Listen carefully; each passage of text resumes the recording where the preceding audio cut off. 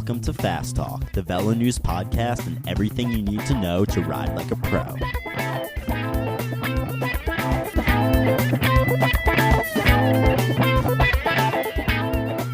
Welcome back, everybody, to another episode of Fast Talk, Velo News' training podcast. I'm Caley Fretz, senior editor here at Velo News.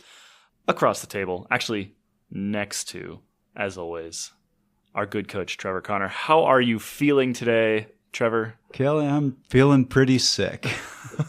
Well, that's perfect, actually, because the topic of today's podcast is actually illness. So I really appreciate that you went the extra mile, Trevor, to illnessify yourself. This is my commitment to you, the listeners. We're doing an episode on staying healthy, so I got myself sick. I am sitting as far away from Trevor as I possibly can.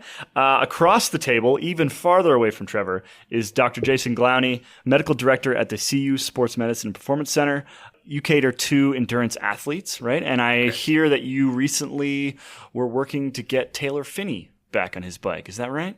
Oh, that was a while back, myself and Andy Pruitt, and he frequented the facilities for his PT, and it kind of definitely took a team effort to get him back, but it was great to see him race to the level he did this year in the Tour. So he's a great guy and quite quirky, and he's fun to watch. So, but I'd like to think the whole center played a role in that.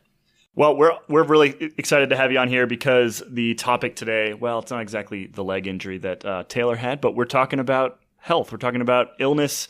The purpose of this podcast, hopefully at the end of today, you have some idea how to stay healthy, some idea what to do if you get sick, and then, well, Don't time trial Flagstaff. Don't time trial Flagstaff like Trevor did while ill. I think he knew that too prior to doing this. And we're actually going to start today with a bit of scientific background into the immune system and the various ways that training really hard, as many of our listeners do, affects the immune system. So, Trevor, we want to start with a bit of scientific background here. There's a whole lot of things that happen in your body when you're training really hard. We were discussing this before we turned the recorder on. There's a J-shaped curve, as you put it, in terms of how much someone is training or how much athletes are training and the relationship to getting ill. So a little bit of training seems to sort of help the immune system, right? But a lot of training doesn't. We see elite athletes getting sick more than the general population. Why is that? First thing we can start with is just why is the immune system important? Kind of as athletes, cyclists, and other endurance sport activities, you need the immune system for kind of repair processes in the muscles. So after a workout, it's the immune system that plays a big role with getting muscles to recover, getting tendons, ligaments to heal up, and things of that sort. In terms of exercise and the effects it has on the immune system, you're right when you say that light exercise seems to boost immunity. It seems like in studies there's a decreased risk of cancer, especially colon cancer, breast cancer in athletes who exercise mild to moderately. They have done some studies looking at athletes who are doing excessive volume, say on the bike, or excessive intensities, and they do notice decreases in immune responses in some ways. That comes in the form and fashion of decreased lymphocytes, decreased natural killer cells, but also in decreased secreted antibodies, especially in the upper respiratory tract, in particular IgA. So IgA is an immunoglobulin that's supposed to fight off viruses, bacteria coming in the respiratory tract. So they notice after intense exercise, some elite cyclists are more prone to upper respiratory tract infections. Thought being that it is the IgA and the decreased amount of that had to do with the exercise itself. You look back at some of the science and as to why does this happen. Some theories are that, you exercise hard, you have damaged muscles, there needs to be reparative processes that go on in these. And so you might lose some of the cells that are lymphocytes that are important for the immune system by just doing all these repairs. Other thoughts are increased risk of high levels of cortisol in response to exercise. So we do know that corticosteroids are a depressant to immune system function as well. So that might play a role also with why this happens. To be good, you got to do those hard efforts and those long days, though. So you got to strike that balance. That's kind of what we say to our patients here. So you ain't going to be riding the Tour de France if you're just taking these easy strolls on the bike path. So, you got to kind of put in the time and the effort. And probably one of the more important things is recovery. So what are you doing off the bike? And that plays the biggest role. I want to step back a little bit to something that you said right at the beginning there. We're going to get into later some of the other reasons why. Well, for example, why we always see Grand Tour riders get sick in the last week. I think we just got a few hints in what you were just saying. But I want to step back to the immune system and its role in recovery, because I think that most people, if you don't have a scientific background like myself, I think of the immune system as something that just fights illness. I was not actually aware before about half an hour ago that the immune system has a large role in recovery from athletic effort. Can you guys just talk about that a little bit and explain how exactly that works, what some of the processes are? Right. So, I mean, inflammation can be a very good thing. And this is why there's other research out there showing that one of the worst things you can do after exercising is take all these anti-inflammatories, because you're essentially preventing the immune system from being able to do the repair work to the muscles that you want. When you have inflammation just in the muscle, and we're not talking about a 1 hour easy spin, we're talking about a long, hard, you're crawling through the door type ride, you're going to get a lot of inflammation in your muscles, and that's a good thing. The issue, and so I, before this, read some really interesting studies on what's called systemic inflammatory response syndrome, or SIRS, that can be caused by exercise, and it's also a syndrome that's caused by sepsis. Which is really bad. Which is a really bad thing. You don't want sepsis. You don't want sepsis. So the issue is you want the local inflammation at the muscle level, but you don't want that inflammation to go throughout your body, which is that systemic inflammatory response. So what you actually see happen is your body starts releasing what are called cytokines, but it releases anti-inflammatory cytokines, which I know I'm going down a rabbit hole, but we're talking about your IL-2, IL-4, IL-10, which basically tell your immune system to shut down. So it's not that your immune system gets weak because you're exercising. It's actually that your body's saying, I don't want this systemic response. I just want you to work locally. So I'm going to actually make your immune system. So the word is suppress. I'm going to suppress your immune system. Yeah, so I think that, like Trevor was alluding to, some of the anti-inflammatories can stop that process of repair that you want to actually have happen. And in particular, looking at antioxidants to combat free radicals. Taking too much of them can actually blunt your response to the training, meaning your recovery and then hopefully your improvement and your fitness gains. So that's something that we need to be careful about. Yeah, just for the immune system and the repair process that happens in the muscles. It's neutrophils that are going in there. They're cleaning up things. They're laying down new tissues to repair things. And you don't want to short circuit that. Historically, inflammation got this really bad reputation, and now we know quite a bit better. This is a little bit of a segue, but we're now using the immune system to heal tissues. So sometimes we might see cyclists who come in with patellofemoral pain or one of these knee pains, Achilles pain. We're actually using their own blood cells and harvesting platelets and growth factors and injecting them back in right into tissues to try to elicit that inflammation response. So I actually read this really interesting study. It was from 2007. It was published in Medicine and Science and Sports and Exercise. And as usual, we'll put all our references up on the VeloNews website. And this was a study of upper respiratory tract infections in elite athletes. And they were really taking athletes that were pushing, overreach, even overtraining, and looking at the incidence of upper respiratory tract infections in them versus controls. And they certainly had much more frequent incidents of the infections. But what was really interesting about this study is that for only about 30% of those infections could they actually find a pathogen. Mm-hmm. One of their theories is going back to this systemic inflammation, that basically these athletes are pushing themselves so hard and constantly causing this systemic inflammation from all their training that actually it's causing the symptoms of being sick without actually being sick.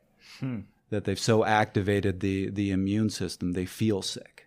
And that's potentially one of the reasons you're seeing elite athletes, especially when they're starting to overtrain, get sick much more frequently. Because they may not actually be sick. They might just be overactivating the immune system.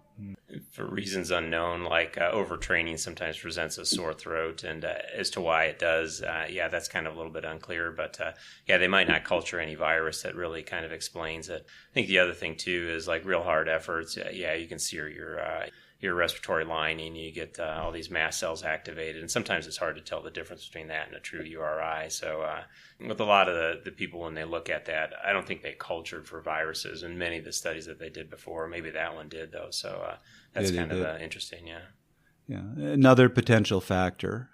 So when we talked about sepsis, and one of the other studies that I read said that actually endurance exercise, so systemic inflammation from endurance exercise, should be classified under the same category as sepsis. They went that far.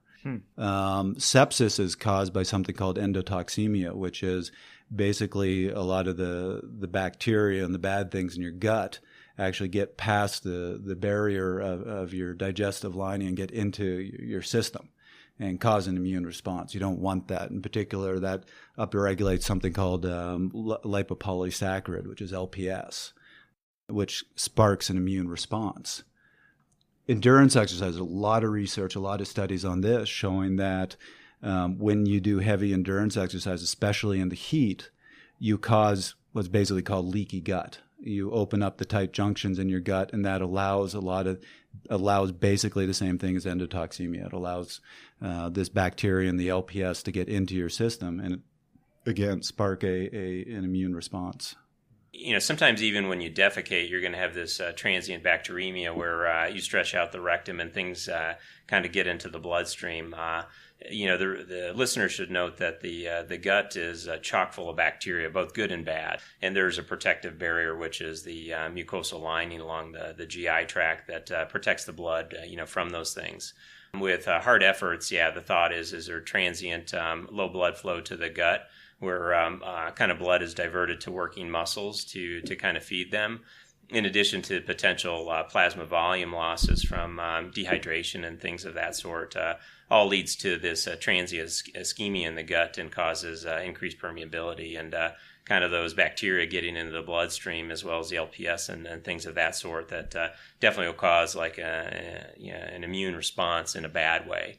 So, kind of this sepsis or this sepsis type phenomenon, blood pressure goes down and you need to be able to maintain blood flow to different tissues, and can be a whole storm of things that you don't want to have happen. Usually with exercise, you recover from it. True sepsis, when you have someone in the ICU who's had an infection somewhere that's gone systemic, it's not a good thing. It is pretty interesting that there is this parallel between exercise and what can happen in a really sick patient.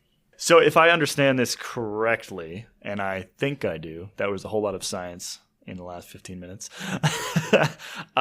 So the long story very short here is that training really hard is not necessarily good for your immune system.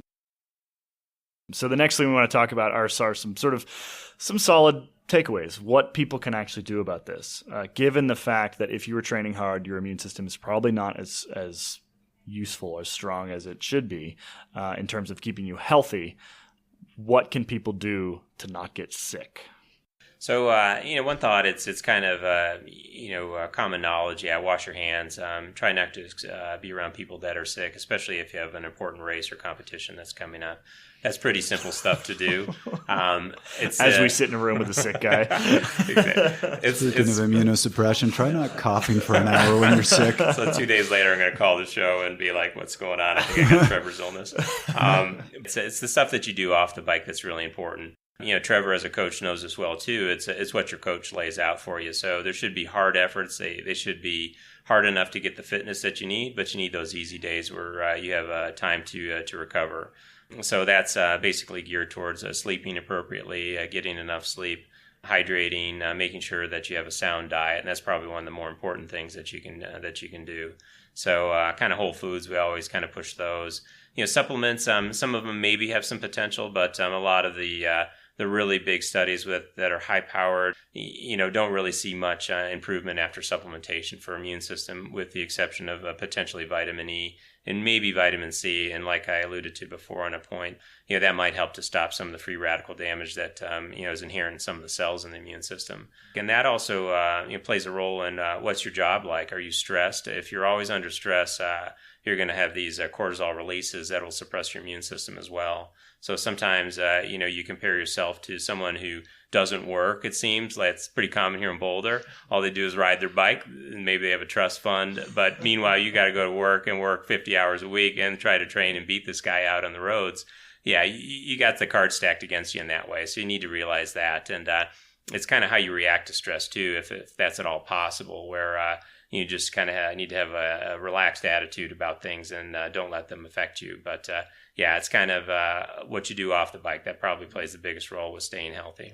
You mentioned earlier that actually feeding and nutrition on the bike is relevant as well, because I'm assuming that if you're paying attention to your nutrition on the bike, you're not digging as deep a hole, right? So exactly. Is that? I mean, can that literally eating well on the bike, can that keep you healthy? I think so. If you think about if you're in a starved response on the bike, that's a stressor to the immune system and hormonal balance that actually occurs as a result of that. So it's actually what are you doing on the bike and treating the bike as the rolling buffet where you got to take in calories. And we do know that calorie intake helps to maybe blunt some of the corticosteroid response or cortisol response to exercise. And if you're riding on fumes, that's probably definitely enhanced and can probably lead to more of this immune suppression that we might see. Yeah, if you're having enough carbohydrates, that's probably what you can ingest most easily. Yeah, it makes sense to kind of do that on the bike just to blunt that cortisol response that can be detrimental to the immune system. And there has been some research that's actually shown that if you maintain your plasma glucose levels, that attenuates the cortisol, IL-6, IL-1R, IL-10. It basically prevents a lot of this immunosuppression. And maintaining your plasma glucose levels means eating food, right? Yes. Okay. Yeah, continually. Yeah, continually eating food. Listeners. That's the thing that people with diabetes are paying attention to. Correct? Yeah. Yes. So cyclists, by and large, any endurance athletes, the risk of non-purging bulimia. That means you ate a big meal and you want to go ride 5 hours to burn it off and not eat anything that day. That's not good for your immune system. The coffee ride. Have a cup of coffee, go for a 6-hour ride. I mean, the funny thing about a lot of these things to me is it's not rocket science, right? Like some of the things you guys are discussing in terms of what's happening inside your body might as well be rocket science to me. But the things that you can do to stay healthy are not. They're things that coaches have been saying to do forever, basically. It's just treat yourself well on and off the bike, wash your hands, make sure you're not hanging out with sick people. Is there anything else in particular that people should be really paying attention to? I mean, if you're in a stage race, for example, and granted, a lot of amateurs are not doing super long stage races, but if you're doing Haute Route, or if you're doing the Green Mountain Stage Race, which is just a couple days at the end of the season here, what can people do to make sure they're not getting sick in days 3 and 4 of those? A couple things I'll add that will answer both that question and in general, because I think you did a fantastic job. Thank you. That was all great advice. One, one of my pet peeves, if you go and do a long, hard ride or you're on Haute Route and you're killing yourself each day, you've seen me cringe when right afterwards everybody goes to the coffee shop. Because here you now have a compromised immune system. Let's go in a place where you're probably going to have a whole bunch of sick people, and I don't mean to be gross, but sharing their germs all over the place. You want to get sick? That's what you do. So I'm a big believer in if you've done, and I'm not talking again about a 1-hour recovery ride. I'm talking about that fatiguing ride where there's going to be some immunosuppression. Be a bit of a monk. Keep away from people that are sick. Don't put yourself in places where you can be sick. How long is the immunosuppression window there? So you get your 6-hour ride, you're wasted at the end. How long until you're sort of back up to normal? How long do you have to be careful for? I think on the cycling, hopefully it's a non-impact sport and you're not crashing. But you usually, kind of the study shows, probably 3 or 4 days with really hard efforts that there is some immunosuppression. That's the amount of time it takes to sometimes renormalize lymphocyte counts if they were to do a blood test to look for that. So it is a little bit of some time. And then what Trevor's saying too, it's just compounded and worsened by the fact that you're doing that one day and then the next day you're doing it again and again and again. And the listeners will look in the tour and then they'll see someone just flying up the mountain and then attacking and looking great, and the next day they're off the back. Fabiwaru. Exactly. So can't set up and stay in the front at the sprint, but so that happens too. So there's only so much you can do, but when you're going at it day after day in succession, that's when you're going to kind of open up that risk for bad immune response. But with your typical run-of-the-mill hard ride, it might be 3 or 4 days, and that could be like a 100-miler where you're doing a lot of burning a lot of matches out there, doing a lot of threshold stuff. It might take a little while. Yeah. Another little one that'll add, but this one, it saved me a few times. And I still remember Altoona 2007. I was on a squad. We had this young kid who was doing his first big stage race. And about 3-4 days into the race, he was dying. And he was telling me his stomach was killing him. He was starting to feel a little sick. And he just didn't think he could go on. And he still thinks I'm some sort of witch doctor, because I went, just hold on. And I went to the store. I bought some L-glutamine, brought it back, said, wolf this down. Just take this down. And he took a couple doses through the day. And the next day he woke up and was like, I'm feeling good. And it is a little cheesy, but it's actually, to me, an important one, or a good one. Sorry, you have to deal with my sick talk today, where I lose my train of thought. But we have more L-glutamine in our body than any other amino acid. L-glutamine is the primary fuel, and I think the only fuel of our immune system, and the primary fuel of our digestive system. When you are going out doing a long, fatiguing ride and you start to deplete your blood glucose, you start depleting your glycogen, your body's going to look for alternate fuel sources. And the first one it will go to is L-glutamine. If you start depleting your L-glutamine, all of a sudden your immune system, your gut, doesn't have the fuel that it needs. So if you take L-glutamine every day, you're wasting a lot of money. But if you're at something like Haute Route, where you're doing long, hard days every day, you're probably going to be depleting that on top of your carbohydrate stores and a lot of your other nutrients. And supplementation at that point can help you and help keep your immune system a little stronger. I guess I have one more question for you, which goes back to the vitamin C, vitamin E thing. I mean, that's what we've always been told, is that you just, cover yourself in vitamin C, dive in a pool of vitamin C. Is that hocus pocus, or is there something maybe to that? And then also the vitamin E that you were talking about. I mean, are these things that athletes should just be taking all the time just in case, or something you take if you get sick, or what's the story behind those two? There's been a lot of debate about supplements and their effects and whether they're beneficial or not. Some further research looking at free radicals, which are created in the mitochondria during exercise. Those they're quite destructive to cell membranes, and those can be released. They affect tissue locally, but they also affect immune cells as well. So, they have done some studies with some athletes who are taking smaller doses of vitamin E on the range of about 800 international units. That shows that a lot of the immune function can be restored in a small dose like that. It was popular back maybe 10 years ago, where some people were taking mega doses of vitamin C, and that caused some alarm after they studied it, and they showed that, some elite cyclists weren't making fitness gains after taking those big doses. A couple of the things that are at issue is the purity of the supplements that you're supposed to be getting, and I think that's something definitely a cyclist has to be careful about, especially if they might be prone to being tested if they're racing or one of those. There is discrepancy between what's on the label and what's actually in there. So that's one thing that you need to kind of keep in mind. In terms of antioxidants, you do need them. I've done some testing on many athletes, and some come back kind of low in vitamin C. Vitamin C in its own right is important for collagen synthesis and recovery in that manner. But just some of the studies looking at the immunology of exercise and the effects. Vitamin E and vitamin C maybe are two of the supplements that play a role with some immune system recovery. So they notice individuals that take that, their lymphocyte levels rebound a little bit quicker.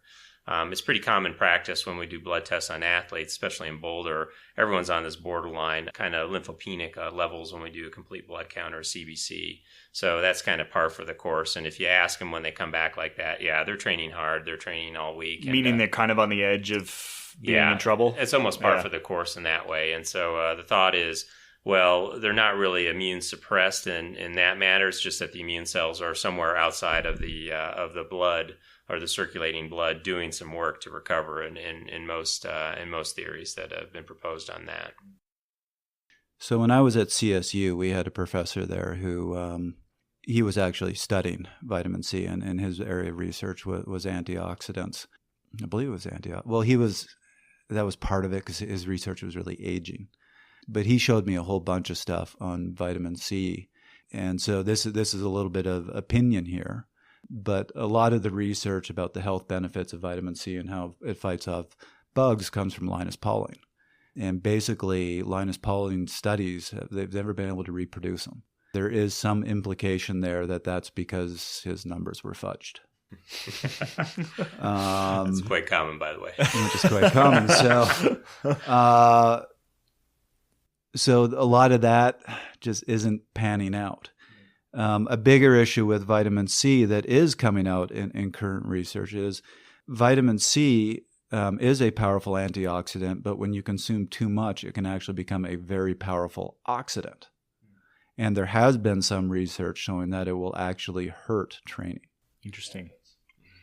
Yeah, I think just to add, the doses should be quite small, 500 to 1,000 milligrams, where some of the people like a decade ago were taking 10,000 milligrams, especially in like bodybuilding circles where they thought that was good for them. But kind of moderation is usually the way to go with almost anything that comes out in medicine or sport. And people take it to the extreme, and sometimes they suffer. But I think, as long as you're in moderation, vitamin C is probably not going to hurt you. Yeah. Again, be super careful if you're in an anti-doping testing pool, Sure. As you should be with absolutely any supplement, but probably not going to, even though there's some question as to its efficacy, probably not going to do too much damage, right? Yeah, we probably always suggest if you can get it in a food source, it's a better way to go about it. Not going to get any weird substances, anti-doping substances in orange juice, hopefully. I mean, the ones that I recommend to my athletes, I'm very interested in hearing your opinion on this, but I've certainly read research saying that they can help both prevent illness and shorten the length of illness, is vitamin D and zinc. Sure. Yeah, those are two big ones. And there was a recently article, I think it was, saw online today that looked at supplements and what ones might have benefit, and vitamin D and zinc are both on that. Vitamin D is important for several different enzymatic reactions in the body, probably thousands. As cyclists and endurance athletes in particular, they're involved in fast twitch muscle fiber health, so that's definitely a plus for that. Knowing cyclists are maybe prone to loss of bone density, vitamin D and its role, and bone health is important as well, but also for the immune system and its benefits there. Looking by and large at deficiencies in Americans, zinc is one of the top ones that we tend to be deficient in. Magnesium's up there too, and whether that's from depleted soils that we farm with, maybe that plays a role with some of those. But zinc is definitely an important booster for the immune system. So Trevor's right when he says that those two are probably the more important ones that you can take that maybe have a purported benefit. But again, probably better to get them from food if you can. If you can. Yeah. Vitamin D, really one of the few food sources is mushrooms, and it's hard to get enough. So you actually have to supplement. It's best getting it from the sun. It's actually a misnomer to call vitamin D a vitamin. It's really a hormone. Yeah. That we produce, but we only produce enough when you get a lot of sun exposure. So another thing with that too is just looking at overall health. Nowadays, everyone puts sunscreen on.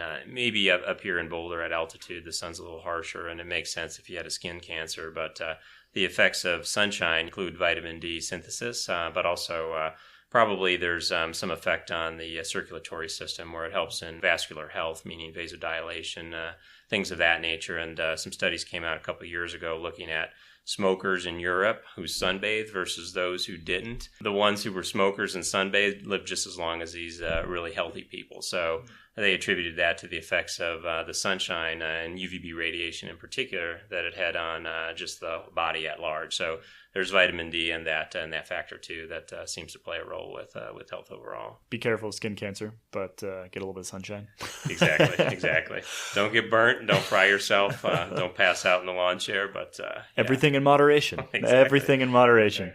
Let's move on a little bit. So we've talked about a whole bunch of different things that athletes can do. to avoid getting sick. What about when you get sick? Because this happens to everybody. I mean, this is, if you look back even just over the last couple Tours de France, the top 5 overall in the Tour de France, every single year is affected by illness. Somebody got sick. This year, Fabio Aru, Chris Froome's been sick before, even when he won the race. Quintana's gotten sick in the last week. This happens to even athletes at the very, very top of the sport who are being taken care of very, very carefully. What do you do once you get sick? Mind you, what you're seeing at the Tour might go back to what we were talking about before, which is just that systemic inflammation. They might not actually be sick, as in they're fighting off a virus. It might just be by the end of the Tour, they have such an activated immune system, they feel sick. Regardless, they're sick or feel sick. Yeah. Regardless, they're slowing down. So let's just assume that they have that you have some sort of virus. What do you do when you get ill to get better quickly? So Dr. Gladney will be able to answer this whole question much better than me, but there is one thing I want to quickly just throw in that I've learned over the years, both with myself and my athletes. If you are ever going out for a ride and you use a heart rate monitor and you look down and you see this really high heart rate and you say, I'm just not going that hard. It shouldn't be that high. And you can't come up with other explanations, like if it's 110 degrees out and you're dehydrated, yes, you're going to have a high heart rate. But there's just no other explanation. You see this weird, my heart rate's just way up there. That happens quite frequently a couple days before you become symptomatic when you have a virus. So if you see that, it's an early warning sign. Don't ignore it. Get some rest. Maybe think about skipping the intervals the next day, and you might be able to prevent it sometimes. Yeah, I think that's good advice. In terms of, say you've done everything right and you still got sick, I guess we kind of characterize it by, what is the illness? And, the two things that I talk to patients about is, are you febrile, meaning that you have a fever? So I think when you're in that situation, it probably makes sense to rest and, take time off until you're afebrile. And then we usually say 24 hours of being afebrile, then you can kind of get back out on the bike and do some training. The other thing is it just kind of isolated to the upper respiratory tract, meaning sinuses, maybe a little sore throat, those things. It's probably okay to ride. Usually say that you want to ride easier, though. So like we said when we talked about before, mild to moderate exercise seems to be an immune system booster. So that's what you want to ride in. That's not the time to do intervals like Trevor said. So if anything, you're just going to do shitty intervals and then you're going to feel worse after it. So don't do that. But if the infection seems to be in the lungs, that's kind of a sign that, it's probably time to maybe go see your doctor and make sure that you don't have a pneumonia. That's something that you don't want to try to ride through. In addition to that, if it's just URI, what are the things that you can do to get better? It's just eat, sleep, nutrition. That's not the time to get worried about your weight and not eat anything. You definitely need, listen to your grandma, you need to feed a cold in that way. And it seems to make some sense in terms of, having the circulating glucose in your bloodstream. It's definitely a benefit for you. Also remember all those cytokines that we were talking about, they are just proteins. And your body's trying to produce a lot of them. So that when you are sick or getting sick, that's when you need to make sure you're getting a lot of good quality protein in your diet. So this would actually be a good time to hear from Brent Bookwalter, who talked a lot about what he does when he gets sick. And one of the things I really hope you get from this is, here is a guy that has done grand tours. He is a tough rider. And when he gets sick, he doesn't try to be tough. You will see. He is all about, let's get healthy. I'm off the bike until I feel good, and then I'm off the bike a little longer, and then I go out and train. So if you're thinking, I'm tough, I'm just going to push through being sick, listen to what he has to say. It's probably inevitable that you are going to get sick at some point, so you got to be able to deal with it well and have the confidence and patience and the system in place to know that you can get through it. So when things do happen, you get sick, get a cold, or I struggle in the spring with allergies and then bronchitis. Then it's just a matter of managing it and letting it run its course and giving your body everything it needs to fight off what it's dealing with. And I'd say the biggest things are sleep, diet, and just low stress. And if possible, a little bit of gentle exercise. But I think it's really important to when you do get sick to acknowledge it, accept it, and understand that the quicker you get healthy, the better you're going to be down the road. If you try to push through your training block, or you push through another race or two, you're just prolonging it. You're just competing and training compromised, and you're just going to be compromised for a longer period of time. So I think recognizing it, and then setting a plan of action out as far as, I'm going to try to get this much sleep, and I'm going to force myself to stay on the couch this much, and I'm going to be real meticulous with my diet, eating good food, not too much sugar, staying hydrated, and just doing those simple fundamental things, which will give your body the best chance to bounce back. So how do you know when to be back on the bike? Generally, I definitely rely heavily on my coach and my doctor if and when I do get sick, because I think as athletes, we're all pretty ambitious, and we're probably ready to jump back into it probably a little before we should. So I think it's important to have a support network, whether it's your wife or your husband or your roommate, as well as like a coach, and then obviously a doctor to kind of help you monitor your progress and to be honest with the steps that you've made. You can pretend you're getting better, but if you're up all night coughing, no matter how good you feel in the morning, you're clearly not healthy. So it's not time to dive back into training quite yet. Generally, I think when I'm sleeping good, when my energy levels have returned, when I feel generally healthy, I think the first day that happens, you're not quite ready to jump back into it. I'm always in favor of taking one more day, have a full day where you feel good, you feel healthy, you ride a little, and you come back feeling like you could definitely do more. That's a good sign. So you get one or two of those days under your belt, and then, a day or two later, I think then you're ready to dive back in. It's a good conservative approach. Yeah, it's being too aggressive with it is definitely blowing up in my face time and again before. So if experience has taught me one thing, it's to be conservative and to try to be patient, which is so much easier said than done. But in the long run, I think patience and a little bit of a conservative approach there is always rewarded with better performance and a quicker return to real quality training and racing. It's so important to have a coach or a trainer and someone that can provide a perspective on that kind of thing, because like I said, we're all just chomping at the bit, and yeah, if you've been puking or for 24 hours or coughing for 4 days, you still have that drive in you to get back out there, and you feel like if you're not going forward, you're going backwards. But the absolute worst thing you can do is come back, try to push it too soon, and then you lose another 3 days because you did too much too soon. So it sounds like you were talking a bit about, I hear athletes all the time say above the neck or below the neck.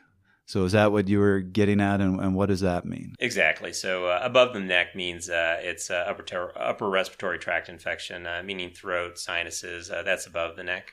And then below the neck means it's kind of situated itself in the lungs. So if you're coughing up a sputum that looks green, yellow, those things, that's kind of a more ominous sign about your illness. And that's one that you want to probably pay more attention to and heed that one. So that's the time to take rest. I like how all the names for phlegm are all really gross. Phlegm is gross. Sputum is really gross. It's almost onomatopoetic or whatever that is for physicality. Anyway, my own little word tangent there. Trevor, what else do we have to talk about today? Did we cover fever? Fever. So my thoughts on fever too. Fever that's too high, that can definitely be dangerous. So getting up to 104, 105, yeah, that's not good. But a febrile response is actually the immune system increasing temperature to actually fight infection. So usually if your fever's 101, 101.5, I usually say ride it out, and that's typically what I'll do too. You might feel a little bit more uncomfortable, but I think it's going to make the body more effective and the immune system more effective at fighting the infection. It's always in this day and age with medicine, everyone wants some comfort. But there's reasons why the body does certain things, and many times it's for a reason. So you mean essentially allow the fever to ride it around. out, unless you're really, really sick. That's a different story. Those higher temperatures, bacteria, and some viruses have certain set points that they are more virulent with, and just the increase in temperature is a good thing. The other thing the body does too with infection is it hampers the absorption of iron. So a lot of bacteria that are pathogenic use iron and the oxidative stresses that they can create to make themselves more dangerous and more potent. So it's not the time to be eating steaks and taking your iron supplements, some might say. So that's another thing to consider. So Brett talked a bit in our interview about the challenges of flying and trying to stay healthy. Granted, most of us aren't flying to bike races, but we do travel for work and for vacations. So this is a challenge for us. Brett had some interesting advice that might be a little different from what you would think. So let's hear what he had to say. When I'm traveling, the biggest thing is just diligence. It's a little bit like a race or a training session. Like when you go into a big travel day or a big travel period, you kind of have to have your travel head screwed on and be attentive and to be on the lookout for those people who are coughing all over the place, and to know you can't accidentally be walking through an airport and then rubbing your eyes, to know that you have to be washing your hands before you're eating and have the hand sanitizer with you, and just really be diligent in all those aspects and not slip up. Again, it's a little bit of a balance. You can't isolate yourself. It's inevitable that you're going to come in contact with other people and germs. And at the end of the day, we have to have a little bit of faith in our immune system too.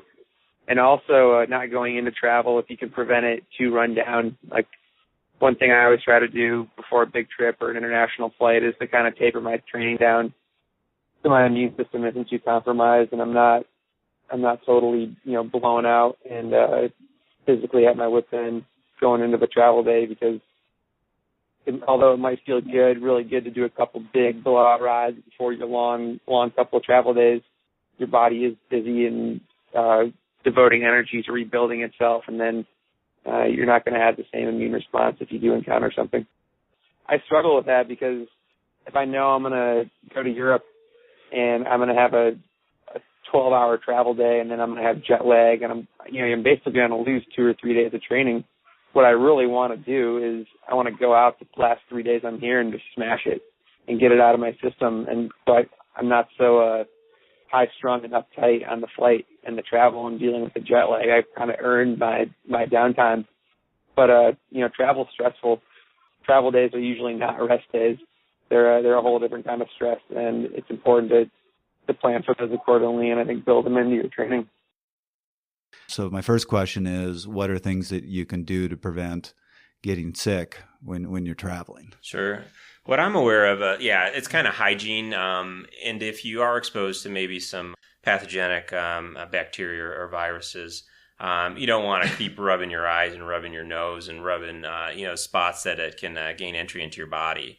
In terms of like these supplements that are purported to help you not get sick, probably all bullshit. So the one thing that I know that might work while you're on the plane, turn on your blower, and that's going to blow all the viruses away from you. Give them to someone else. So that's probably what you can do. Obviously, with travel on planes, it is a stressor. Sometimes you lose sleep. My advice is to kind of have a sleep routine, and you see a lot of the pro cyclists, they're pretty good about it. Whether they take an Ambien or one of these things to get them through the plane, just to get some sleep when they arrive on the other side of the pond. Sometimes they do that. But sleep hygiene, practicing it, seeing what works for you, knowing what you need to bring to make that happen.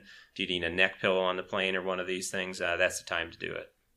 As someone who flies a lot, I just I carry one of those little bottles of disinfectant goo, and I use it religiously. And it's not something that I ever use when I'm at home, but when I travel, when I fly, I am dousing my hands in that and washing my hands every single time I head to the bathroom.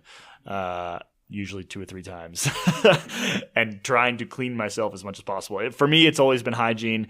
I don't fly. Actually, I might fly more than some pro cyclists. I just don't necessarily have to perform on the other end. Still, sucks getting sick, and that's always been what worked for me, is just dousing myself in antibacterial fluids or whatever that stuff's called with the disinfectant. So my next question for you, I think of my brother who is a cyclist, and I coach him, and he has 5 kids. And he had a while there where his kids were bringing so many bugs back from school. Now, I put together his yearly training plan where normally with most athletes, you build these blocks to a fatigue and then you rest. I'm like, okay, so here's our 2 weeks of training, and then you're probably going to be sick this week. Yeah. So we'll rest there, and then here's another couple of weeks, and then you're going to be sick that week. And he couldn't go a month without getting sick. So what about people who have kids and are trying to train? That's the toughest question you could probably ask me. My thoughts are there's no way you're going to totally avoid all those bacteria and those pathogens that might that want to take hold in your bodies. The best thing you can do is have a good defense, and that means trying to get your rest. Now, if you have a newborn, that's easier said than done, and in some ways, if they're keeping you up all night. Yeah, once again, it's the sleep, it's the food that you eat, the proteins that you have, and the quality of all those things that you do. That'll hopefully prevent things from taking hold. But yeah, that's the time maybe if you do have a race come up, if a kid's sick, maybe you have your significant other take some responsibilities for the kids at that point, just to kind of keep yourself a safe distance away, and also use just like hand hygiene and things of that nature. And if you're really type A, maybe you need to get a hotel room somewhere else in a couple days before your big event. Yeah, it's always best to have a good defense where you can fight something off. Even if it takes a little hold, you can knock it out quickly. I was kind of always under that impression with working in the ER as an ER resident, working internal med with all these sick people.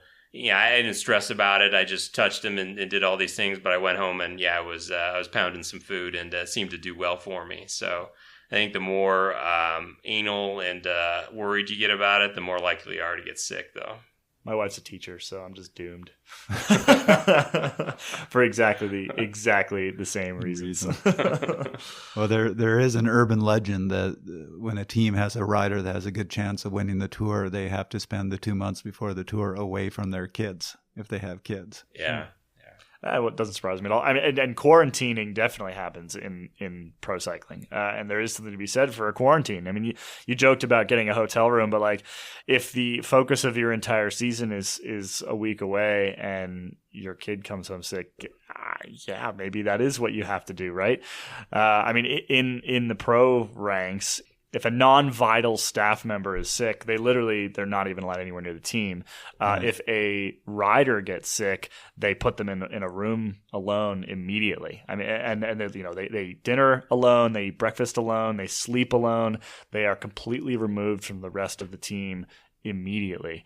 And that is something that you can definitely, you're not living like a pro cyclist of the Tour de France, but if one of your teammates is sick, give them the solo room, things like that. And likewise, if you're sick, do your teammates a favor. Yeah. I think that's great to do that in some ways, but a lot of the viruses and their pathogenesis relates to viral shedding. That's what it's called when a human has something.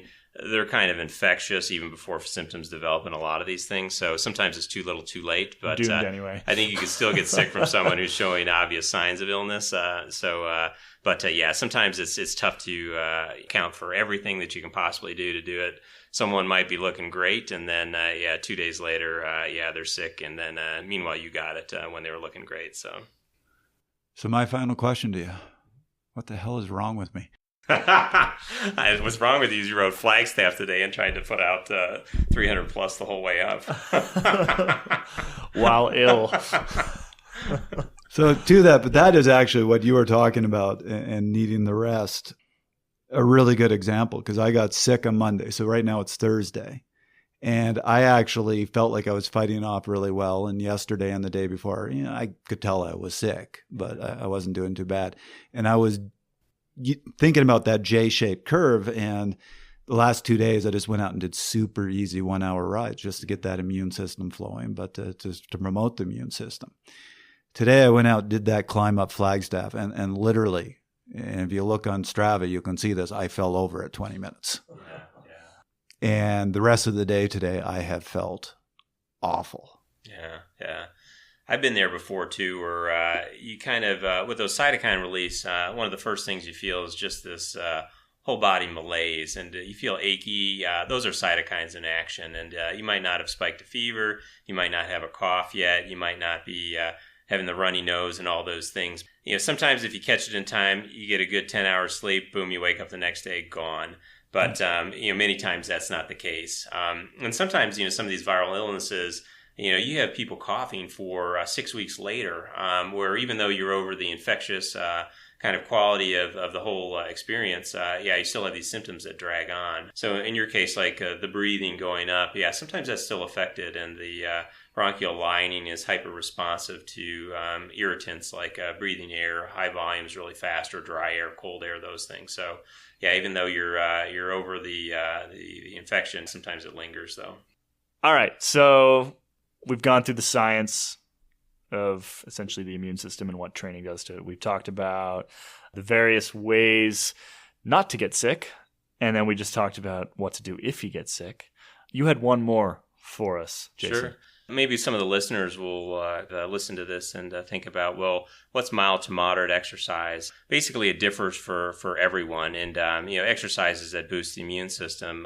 In cycling, we base those on threshold watts, sometimes heart rate. And I think it's important if you have questions about your training and are you training too hard, have you been sick too frequently, having a coach behind you is definitely a nice way to look at what your capabilities are. Are you over those on more days than not? And then how to kind of create a schedule that keeps you progressing in terms of fitness, but maybe wards off the risk for these infections to kind of occur. And the only thing I will add to that, as a coach who's constantly talking with athletes that are getting sick and worried about it, don't worry about the time off. Don't worry about the rest. Your fitness won't disappear. You will be back quickly and probably come back stronger. If you try to ride through it, you're going to be sick for a long time, and then your fitness is in trouble. Yeah, and if you want a little bit more information on, how a little bit of a break could actually be beneficial, go back and check out the Fast Talk episode that we did with Dr. Pruitt a couple weeks ago about off-season and how the off-season is very, very important. A lot of those concepts apply very, very well to getting sick in the middle of the season and how you can sort of get through that and maybe even come out the other end better off. That was another episode of Fast Talk. As always, we love your feedback. Email us at webletters@competitorgroup.com. You can subscribe to Fast Talk on iTunes, Stitcher, SoundCloud, and Google Play. Be sure to leave us a rating and a comment. And while you're there, check out our sister podcast, the Velo News Podcast, which covers news about the week in cycling. Become a fan of Fast Talk on Facebook at facebook.com/VeloNewsMagazine and on Twitter at twitter.com/VeloNews. Fast Talk is a co-production of Velo News and Connor Coaching. The thoughts and opinions expressed on Fast Talk are those of the individual. For Dr. Gladney and Trevor Connor, I am Caley Fretz. Thank you for listening.